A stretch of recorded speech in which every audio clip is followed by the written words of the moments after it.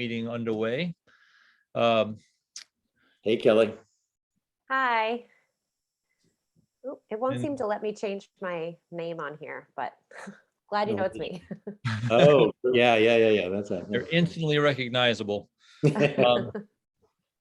John, Lauren, and Jason and I were discussing, I guess Stephanie probably already knows this as well. We have a new school board member in our ranks now, just sworn in today. I saw in the Village Soup, so that's all official and a done deal. So I guess we'll be seeing her next week. Okay, so school board policy meeting. We're going to deal with policy BE today, and that's school board operations. And does anyone have any thoughts on that? I'll share my screen, Mark, so you can look at it, hopefully. Thank you.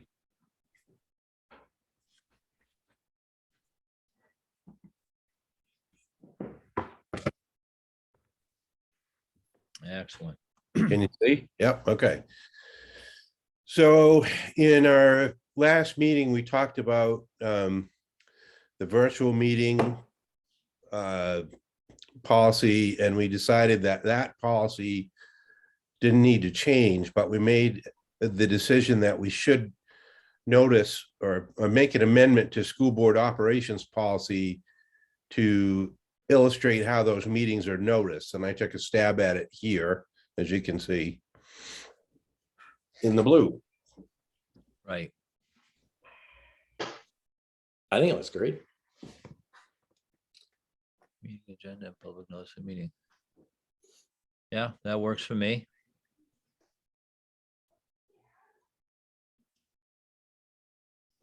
Any other input on that? I'm Nope. good. Okay. Well, then I'm okay with moving this forward to the board for, would it be the second reading now we're talking about with the board? Well, it'll be first reading of the amendment. Okay, that's correct. Okay, excellent. Then Chelsea got a hold of me the other night and she had a few suggestions. I don't want to drag this out too much longer than it needs to, because we do need to go through the student code of conduct. But she had some suggestions about some of the other items on this very policy. John, could you scroll down to number 2A2? On this policy? Yes, I'm sorry. Yeah, we're gonna stay with this. We're gonna stay right with this policy. She had a few other suggestions for this that probably warrant some discussion. Well, let's see.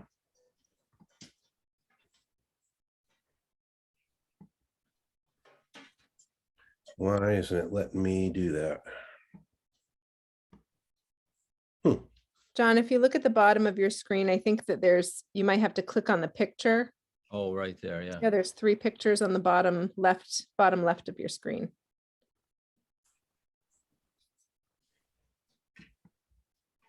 No, Let's see. maybe not. The agenda. Huh. Oh, here we go. Is this what you're looking for, the emergency meetings, or? No, policy number 2, or paragraph number 2, however that works. The distribution, preparation, distribution of materials. Huh, I wonder why that's not, see, I've only got the one page for some reason. Oh, Let me get out of this okay. and I'll go back into BE.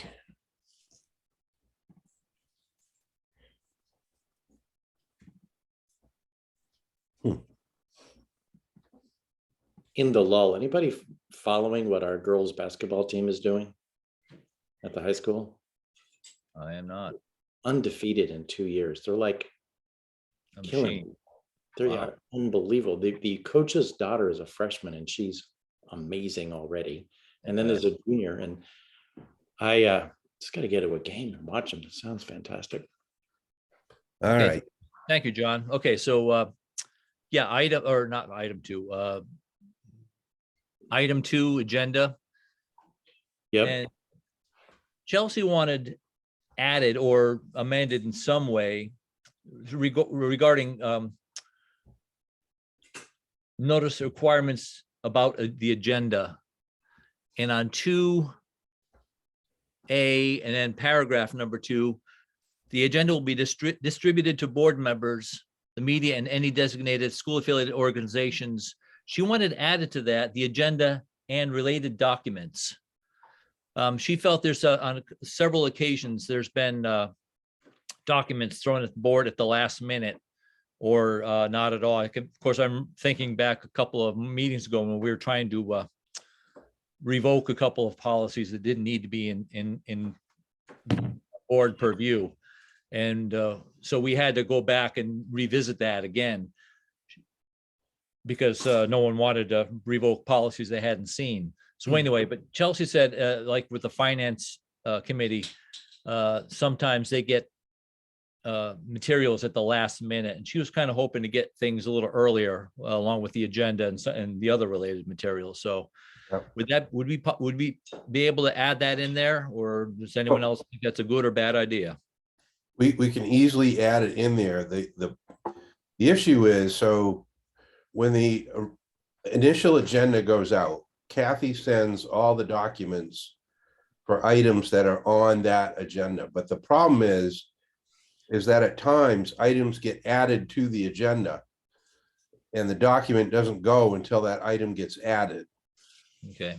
So yes, we can definitely do that. And she would continue to send the documents with the original agenda. But if an item is added, we're not going to be able to send that related document until it's added. Okay. So I understand the concern there, and I think probably the best thing that we can do about that is try not to add items last minute to the agenda. It seems like that happens though. Yeah, exactly. So she was trying to. Unavoidable at times. What's that, Lauren? I couldn't hear that. It's unavoidable at times. And we just have to Yeah. realize there are things get added and we just have to deal with it.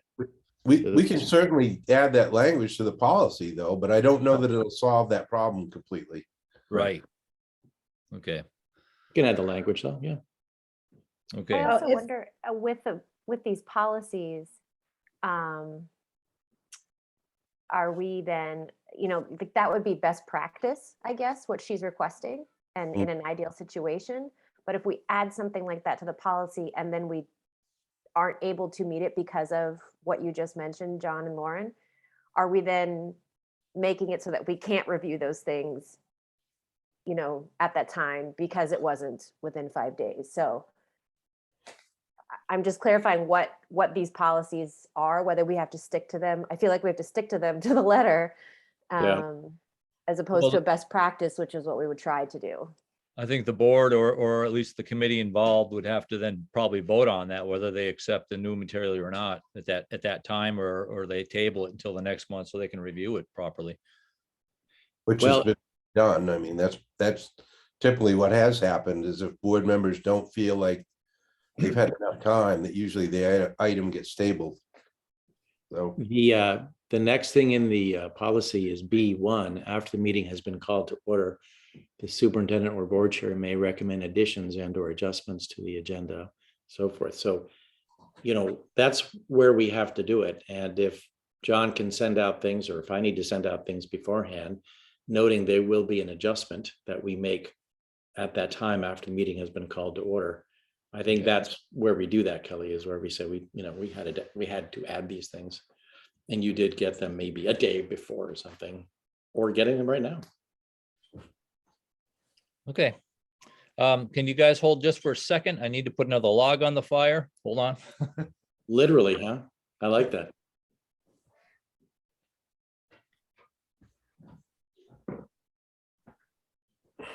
Okay, so we were talking about, they're predicting now a foot on Saturday, not 2 feet. that's what I just saw on the news. Okay. Well, that's better for my back. There we go. Okay, good. Now, the second thing she asked about, she felt, I think maybe David had brought this up before, minutes should be kept regarding executive sessions. I had concerns about that. I didn't know, again, I've never been on a board before, and I You had can't- very good experience on this, but I was kind of wondering, as far as security goes, I mean, I know we talk about what we talk about in executive session. Is there any record, or is there any way to keep records of what the tenor of the discussion was, what direction we decided to go in? Please. You cannot keep minutes or notes even from executive session, not legal. Really? Okay. Yep. We've told them that. It was And the I- same way I at don't- Governor Baxter School for the Deaf. We even had to cover up the windows because people could read lips and stuff like that. Good Really? point. Good You're point. not even supposed to take notes, like an individual board member. You're not Okay. even supposed to take notes. Any materials that get handed out in executive session have to be returned at the end of the executive session to the superintendent or the board chair. You So in the can't, minutes, you just reference the law. And I think that's basically it. yeah, And no, I think the law tells you what you can reference. That's or- right. or what to state exactly. you can't record the session, you can't take minutes, and you can't keep the materials that you're given to review in the executive session. They have to be returned to the superintendent or the board chair, and you're not even supposed to take notes, personal notes. Interesting. Okay. So this Well- does raise a concern though, because the last policy we talked about executive session very briefly, and one concern would be that if we had Zoom meetings, then how do we know that the board members are keeping that meeting secure during executive session? So when we were at the Governor Baxter School for the Deaf, we only held executive session meetings when we were all together face to face. Ah, okay.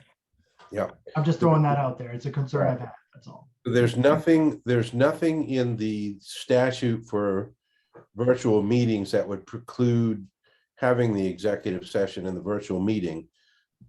But you're right. I mean, we have to rely on each board member to make sure the content of that executive session stays confidential in some way. So they're not, in a room with other people, or they're not recording it or some other thing. How do we then reference what happened in that executive session? Is that, I mean, is there You word of don't, mouth? you don't talk about anything. Everything that happens in executive session is confidential. Okay, So you come out of the executive session, if there's a vote to be taken, you vote in public. But you don't discuss whatever was in executive session is strictly confidential. You never discuss it. okay, But on the minutes, the law allows for you to reference very basically, like we discuss salaries. Right. You know, executive session, main law, whatever, executive salaries. Right. Or salary of the superintendent or whatever. Right, on the agenda, there are various purposes that you can legally enter executive session. So, Yes. yeah, an expulsion of a student, to discuss negotiations, to discuss a legal matter, to evaluate the performance of the superintendent, all kinds of various and sundry, but so those are listed. And then when you come out of the executive session, so it would be the board votes on something that was discussed in executive session, but you have to do that in public. okay. Well, if the law is the law, so there's that question answered. I wasn't aware of that, but I told Chelsea I'd pass that along. So to clarify, it's not discussed on the minutes, it's the agenda. Is that what John was saying? Yes, so on the agenda. It Not lists, the minutes. It would just say we entered into executive session such time we came out of executive session. and it actually references the subsection of Maine state statute. Like, to discuss a legal matter is a certain subsection of a Maine state statute. So that legal reference is on the agenda. Yep. Very good. Thank you. Yep. The next thing she had was, she felt that board minutes should include a brief summary of the discussion. In other words, it's not required, but good practice, she felt. And it wasn't like a detailed minute by minute what the discussion was, but more of an overview. What was the tenor of the discussion? I asked her why, and she said, she references a lot of these things with the town of Rockland because her husband is on the board there, and they do these things on the board. I don't necessarily think we have to, but again, I'm passing this along and asking the questions. What are your thoughts on that? We've never done that. I think it would be pretty difficult to do it. You know, I've talked to my assistant Kathy on the matter, and she is very reticent to try to characterize what board members say or what their intent was. I know Dave was big on that too. He wanted Right. to have summaries of the committee reports and so on. And I think in my view, I think if summaries of a committee report are wanted, then I think we're going to need the committee chair to provide a summary, because I just think it's too difficult to do it. I mean, the meeting's recorded. Yeah, exactly. It's redundant. You know, the meeting's recorded, and even if we were in person, the meeting's recorded. Right. So I don't understand. I don't understand the value of a summary when you can actually go back and watch the whole thing. Okay. Very good. I told everybody at the last meeting that if committee chairs want to write a summary, they certainly may, and submit it for the record. Totally optional. But I agree. I mean, it's all right, especially now we're meeting on Zoom and everything's recorded. If someone wants to know what we did and what we said, right down to the weather report, they can. And we're being recorded right now, correct? Being recorded right now. Yeah. Okay, great. Thank you. Okay, another thing she thought again. I'm sorry. I want to echo what John said about the person writing the minutes and characterizing the discussion in a way that is accurate to everybody in the room, which, as we know, is really hard to do. Right. And I just think that we have to err on caution, which is like, we just say, this is what we did, what we talked about, because going into anything else is more or less editorializing or trying to be a journalist. And I just don't think that it serves anyone. Plus, it's all there recorded. If you want to know what we talked about, every word, every bit is right there. Very good. Thank you. Okay. Another thing she thought would be maybe something worth consideration was having the committee chairs voted by the committee annually. So in other words, Lauren could put one of us up for the committee. And if that person agrees, that's great. But then should the committee itself had a voice in that? Or in the case there's someone else who wants to be the committee chair? Are we making things more difficult than they need to be? I guess maybe that's. It's the purview and role of the board chair to make appointments. It's whoever the board chair is appoints. Okay.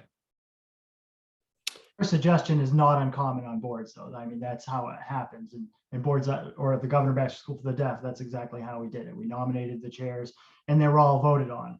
However, you know, there just was not enough board members to take up all of the positions. So it was more like negotiating who was going to run which committees. So it wasn't like there was a big election for each committee chair. Yeah, I worry about politicking or weird things that can happen in the dynamics of it all. I mean, it's typically, you know, person with seniority and the capability, except for case Mark. I mean, I just felt bad for the guy, you know, but beyond that, you know. Okay. I think this works the way it is. Works for me. I'm almost 100%.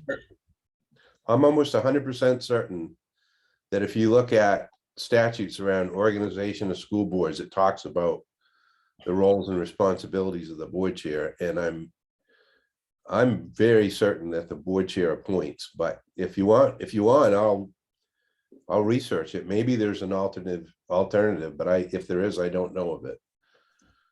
We could also vote on the process of having the board chair making the appointments. I think again, it would probably be, I mean, I don't know how you do that, Lauren, but I'm guessing you have conversations with people before you're nominating them and, you know, Yeah. that's all happening behind the scenes. So again, if we put that into a policy that we have to do something, then are we, you know, just adding bureaucracy for ourselves that's probably unnecessary. And if this is in regards to a particular person, a particular instance, then that would be, I feel like would be better addressed on a situational basis as opposed to putting into policy extra voting that we don't need for the majority of the time. I agree completely. It's a great way to put it. Yeah. The only other thing, okay, a couple of the things that we've already answered questions on, so I'm not even going to bring them up. The last thing I just wanted to bring up regarding this particular policy was an email notification for people who are particularly interested. I mean, I guess we send out a notice to maybe the town of the towns involved, as well as Steve Betts or whoever's covering us. But any other members of the public who want to be notified by email that we're having this meeting. I didn't think this was necessary because I think if anyone's truly interested about an upcoming board meeting, I mean, I know people who are really dialed into what's going on with the board, and they, you know, I'm not sure this is again an extra step that we need to take, but again, if anyone has any thoughts on this, do we need to maintain an email list of people who want to be notified for upcoming board meetings or policy meetings? Has it been an issue in the past? No. We notify the president and vice president of the teachers union, sometimes the chief negotiator for the teachers. We notify all the towns, the selectmen or city council, and the reporters, of course, that want to be on the list. You know, if a citizen wanted to be on that mailing list, I'm sure they could notify us.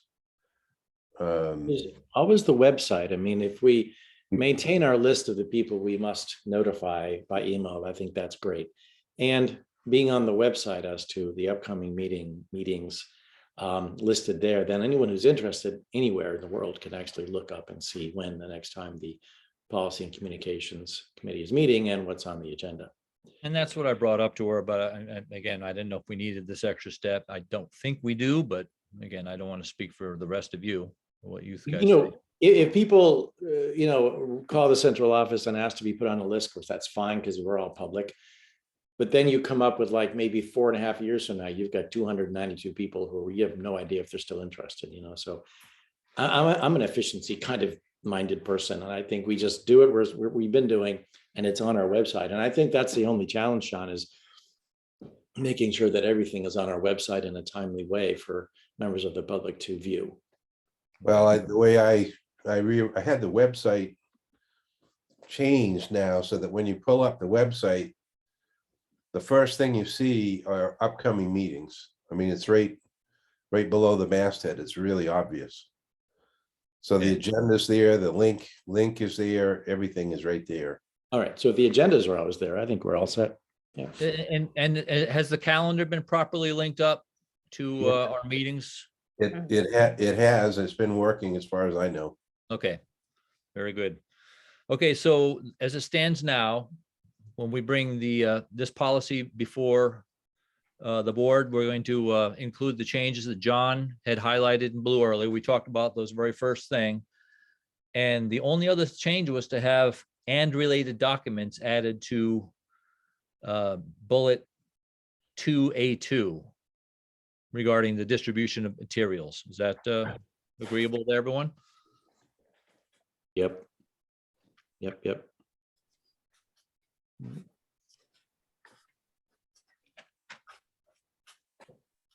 Very good. Good, thank you.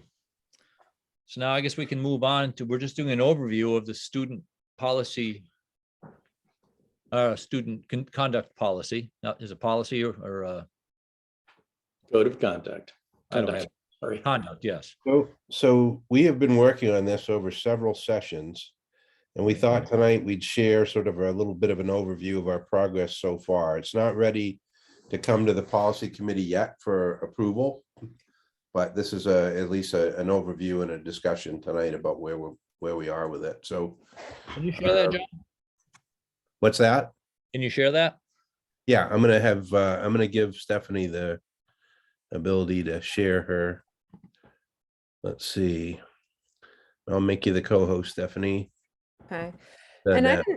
I don't have the agenda right in front of me, but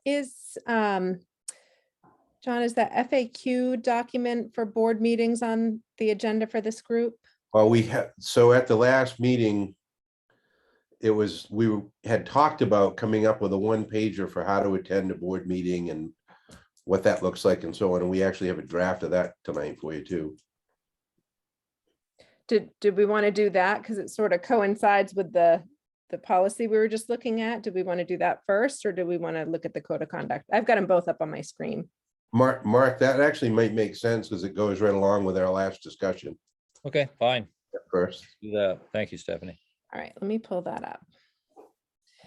So I tried my best to make it a one pager. It's a two pager though, but if it's printed, it could be double-sided. So these could be available at board meetings, but it's basically how to attend a board meeting. The questions that I included most of these were discussed last time as questions that you thought the public might have. And then for answers, I either pulled out highlights from policies as written or just summarized, like for the first one, summarized, how do you access, where is that information on the RSU 13 website? This could even be housed right on our homepage on our website as well. So how do I find out information about when board meetings are held? This is the process to find out the information directly from the website. It walks you through how to get to which links to click and how to find the calendar and how to find the Zoom link. When are meetings usually held? They're held the first Thursday of the month, starting at 6:30. It's always best to check the website through the process outlined above to ensure that you have the correct date and format for the meeting, since sometimes they can be virtual. It does say for virtual, if there's a Zoom link, if the meeting is virtual, which will be indicated in the title of the meeting of the public, then the Zoom link is included right on the agenda. Okay. How do I address the board? This references the policy BEDH, which outlines all of the rules that are written here, but I highlighted all of the ones that are really applicable for anybody presenting or attending a board meeting and addressing the board chair. So those are all bullets directly from that policy. What am I allowed to bring up? I just put a brief paragraph here. We encourage citizens addressing the board to be prepared to speak by having thought through, researched, if applicable, and contacted appropriate personnel who might be able to address a question or concern in advance. See also the concern process below in the last question to ensure proper channels have been followed. And I'll get to that piece in just a moment as well. But this is just sort of highlighting that you can't just bring up that you have a concern with the Spanish teacher and bring that directly to a board meeting. Right. What can I expect for action? The board will listen. Board meetings are conducted for the purpose of carrying on the official business of the school system. The meetings are not public forum meetings, but are meetings which are held for the board to do its business in public. Constructive comments, suggestions, and questions are welcomed and given consideration by the board. All speakers are to address the chair and direct questions or comments to particular board members or the superintendent only with the approval of the chair. The chair may, at his or her discretion, refer questions to the superintendent to address at a later time. And that language right here is specifically from the policy BEDH that's linked above as well. Okay. Can I still provide public comment if the meeting is remote? Yes, there are two ways to do so. And I just outlined that either by submitting written comments to the comments at rsu13.org or attending the Zoom meeting directly. And then what if I have an issue or concern that involves a program, school, or personnel? And this just references our complaint policy KE. And what would be the most appropriate channels to deal with those types of complaints? Because again, you're not going to go directly to a school board meeting with a complaint about a specific teacher. Okay. So John, I don't know about process for this because it's not really a policy, but I don't know. No, If we have an item on the agenda that's like communications. And so it was discussed at the last meeting that maybe it would be a good idea to come up with something like this. And in a previous district, we came up with something, and we'd have it available on the website. We'd have it available at in-person meetings right alongside the agenda, so people could look at it. Just a good idea, sort of a summary of what that means, because people, otherwise people wouldn't really know, right? You think if you're a member of the public, you might think, I'm going to go to the board meeting and ask questions of the board members or the board, and the boards and the superintendent are going to answer all my questions. And that's really not the way it works. Would it be possible to put this as a link and put a flag on either the calendar or under board meetings? So while this isn't exactly policy, it's a bit of information that would be publicly available. I mean, they see it, red flag, how do I attend a board meeting? They can click on that. They can have access to all this as well as the related links. That way we don't have to worry about making it an official policy. We can put it right on the website when we notice the meetings. We can just link this document right in there when they click on that link. We can do it on our Facebook page as well when we notice. Yeah, I'd publish it far and wide. I agree with Mark, make it available. Yeah, we can easily do that. Some kind of flag or something that so it'll be a little bit more noticeable, so it doesn't get lost in the white noise of whatever else is on the calendar but that would be nice, I think. If you pull up our website, you'll see, like right now, I don't know, maybe when if you're all done with the document, maybe Stephanie could just pull up our website and I'll show you. You just want to say one thing. Well, do two things. One is thank you, Stephanie, for doing all that work and it all together. It looks great. A great resource for us to have. And the second thing is that if you want, you could change pronouns from his/her to their. There you go. We are in the process of doing that in our district, so you could do that if you want to in that document. Stephanie, can you scroll down just a little bit on the web page? Sure. All right, see where it says recent news? On that blank space on the right, that's where we publish the board meeting agenda, the link to the virtual meeting and so on. So we can link that document right in there and just have it as a permalink right on the front of that page. Yeah, good. Yep. I like it. And the So Facebook page. I got to That's a tell great you, idea. for all of you parents whose kids are going through the system, there's a photograph up there with my daughter's on it, and it just kind of gets your heart a little bit when your last kid is gone. Oh, Not that one, just a different one. But yeah, it's the like, NHS. This one? yeah, there's the black right in the middle there. That's Ellen. Yeah. All right, jump into code of conduct. Please. All right, and you'll see in the chat box, I just shared the link in case you're reading that more closely and there's any other little edits that you'd like me to make, like the one that Lauren brought up. I'm happy to do that. Okay. Code of conduct. So you have a document that looks a little bit different from mine because I've got the whole thing on my screen. I think for you, we shared the introduction and the table of contents and the habits for success. So I'll talk about those pieces, but then I'll give an overview of the broader piece. We didn't want to give you the whole thing yet because it's not quite finished, but I'll give you a sneak peek tonight. But we're not quite ready to be going through it with a fine-tooth comb yet because we're still trying to finalize some things and we want to get some feedback from a couple of other stakeholders as well. Where was this adopted from? What's that? Where was this adopted from? Was this a template from another district or? So we started, we actually looked at RSU 71's process first. We'd contacted the state to see if there were any that were really well done in terms of incorporating the restorative practice language. And the person who works for the state, her husband had worked on the one for RSU 71. She didn't necessarily recommend that one. They had a nice process, but it didn't have a lot of the restorative language incorporated in it. But we also have a administrator who was recently working in RSU 71, and he had a lot of appreciation for the format. So we took a look at their format and their structure, talked about some of the pros and cons of the approach, and then sort of came up with our own approach, and we developed our own expectations. These expectations are actually our habits for success that we've used and referenced for many years.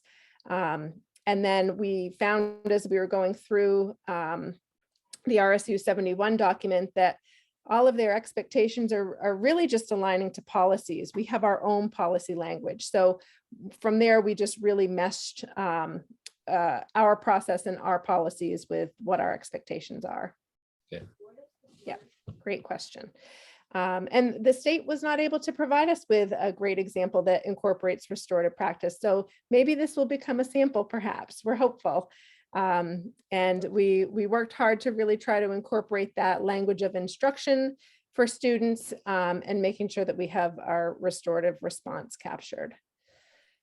So this is the student code of conduct. The introduction really just highlights that we have core values. They do align to Maine's core values. This box represents Maine's core values of respect, honesty, compassion, fairness, responsibility, and courage. And Maine has defined each of those. And we've compiled that language into our habits for success, which are 4: respect, responsibility, collaboration, and perseverance. In fact, in grades K through 8, we report out on students' progress reports how they're doing in their work toward responsibility, collaboration, and perseverance. Respect is more of the overarching bubble over all of those. I'm going to skip the table of contents for just a minute because I will get back to that. But this is our language around our habits for success. And again, for perseverance, collaboration, and responsibility, if you have a K-5 student, you'll recognize some of this language because you see it as their statements on their progress report. And the words perseverance, responsibility, and collaboration show up on the middle school one as well. As a parent, you may or may not have seen the rubric, but the rubric is in the student handbook for OMS. So this language sort of meshes the expectations from K through 8 together. But certainly we also have those expectations in grades 9 through 12. We just don't report out explicitly on those because our expectation is that students have become those things at that point. So respect, perseverance, responsibility, and collaboration with our I can style statements around each of those. And if I back up for just a moment to the table of contents, you have a copy of this as well, but I'll walk you through just sort of a sample of what these areas look like. This code of conduct will be a usable document, so it will have some hot links in it, and then it will have these areas bookmarked because we want it to be really user-friendly for our administrators as well as our families so that they have easy access to it. And there's really 10 expectations that we have that align to our policy, and those policies align back to our expectations. Whether it's respect, responsibility, collaboration, or perseverance, we've coded each of those expectations back to whatever series of those best align. And then we also have some non-negotiables, which it would not be an immediate response of the student is provided with instruction on that behavior. It would be a more immediate response of either a suspension or an expulsion, because these would be the more severe types of behaviors, which are either serious or repeated violations, such as bringing weapons to school, selling drugs, those types of offenses, or endangerment, if there's a severe endangerment to the school or student body. But the rest of these are not non-negotiables, which means there's a layer of responses. And that's what we've been working on. And that's what we're not 100% finished with yet. but it's more of a layer of responses. I will give you a little bit of a sneak preview. So I'll scroll through this. We have a section in here where we define our partnership with families because we really value that partnership. That's where we have the most success, is when families are working with us on student behavior and these expectations. We have a section in here for how to use the document that outlines what the responses mean and what the different levels represent. So this is really that restorative piece. And we've been spending the most time trying to fine tune this section. So level 1 is representative of interventions and instruction for the student. If the student is, like our first section is general expectations. And one of the things is chronic talking. You might have a talker in the classroom. Well, a talking offense isn't necessarily going to be a disciplinary action. It's probably going to be more in line with a level 1 response around redirection of the student. Could be a loss of privileges depending on the situation. Education around the behavior or skill development. So there's lots of options here for providing instruction for the student on what we want the behavior expectation to look like in order to hopefully prevent any negative behavior in the future. Level 2 response is the development of a plan through a student intervention team, which basically means there's a meeting on the behavior. A team works together to develop a plan for the student because most likely it's an ongoing behavior. Like chronic talking could become an ongoing behavior. Then the student might need a plan. A level 3 response represents the disciplinary action of suspension. There is a range of suspension. It could be ISS, like in-school suspension, which is a little more supported because the student is still in the presence of teachers who can provide support and instruction. It could be out-of-school suspension. There is new language in the law around the use of out-of-school suspension in grades K through 5. It's limited. It is 3 days maximum. And then level 4 represents the disciplinary action of expulsion. And a lot of this is copied and pasted directly from our policies. So this student discipline section, none of this is in our words. This is all copied and pasted from policy JK. And then we have. Jump in quick. Sure. I'm sorry, I'm supposed to go to an MCST Zoom board meeting right now. So you're just gonna finish going through all this, and then Mark, are we gonna do more stuff after that, or just finish the review and then the committee will stop? We were just going to finish the review unless anyone else had any things they wanted to bring up. All right, so I can look at this later, Stephanie, and thank you all very much for all your work on this. It's great. Sure. Thank you. See y'all later. Bye. Yeah, thank you. I'm not going to go through every single one of these, but I'm going to show you the general setup of each expectation. So there's 10 expectations. The first one is general. It doesn't fall into any policy in particular, aside from policy JK, which is student discipline. There are things like insubordination, profanity and obscenities, and disruption. Those are the possible offenses. But each expectation starts by the positive, what we're expecting of students, because this is our code of conduct. So this is how we're expecting students to conduct themselves. So students are expected to follow general school rules outlined in student handbooks, as well as abide by RSU 13 policies, being respectful towards staff and peers and property, and making sure that they're exhibiting responsible behaviors. It gives examples here, but examples are not limited to just these examples. It's just, again, to sort of provide context of what is insubordination, what is profanity and obscenity, and what is general disruption look like. And then in our table, we have which habits for success align to this expectation. This is really aligns to all 4 of them: being responsible for yourself and your actions, respectful to others, appropriate communication, avoiding obscenities, and then perseverance in, oftentimes perseverance in getting work done and accomplishing what teachers are asking students to do. This part is unfinished. We're still sort of working out what this section of the table is going to look like, but essentially the way that response to an offense of this expectation mostly would probably be a level 1 response. Repeated types of behaviors would be level 2 response. And then again, there might be scenarios where it might require an out of school or an in-school suspension, but certainly not an expulsion. Attendance, again, just represents our attendance policy and has a quick reference here for attendance expectations, and highlights which habits for success align with attendance. Acceptable technology use, and a little quick reference for acceptable technology use. Medication policy, personal property,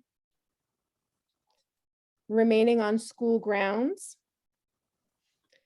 academic and social integrity, harassment, bullying, and hazing, again, with each of those policies referenced specifically in there. And then our language around our Title IX coordinator is available as well. Our tobacco, alcohol, and drugs, again, we're always starting with the positive in every single one of these boxes. Students are expected to conduct themselves responsibly at school and in all school-related events. We want to support staff in safe and healthy learning environments. So there's that positive piece. This is what our expectation is. But certainly with tobacco, alcohol, and drugs, there are things that go against those expectations. Weapons, violence, and school safety. And then, as I mentioned, our non-negotiables. So I'll just read this first section. Non-negotiables are unacceptable behaviors that are either repeated in nature or considered dangerous to the point where the peace and usefulness of the school are put at risk.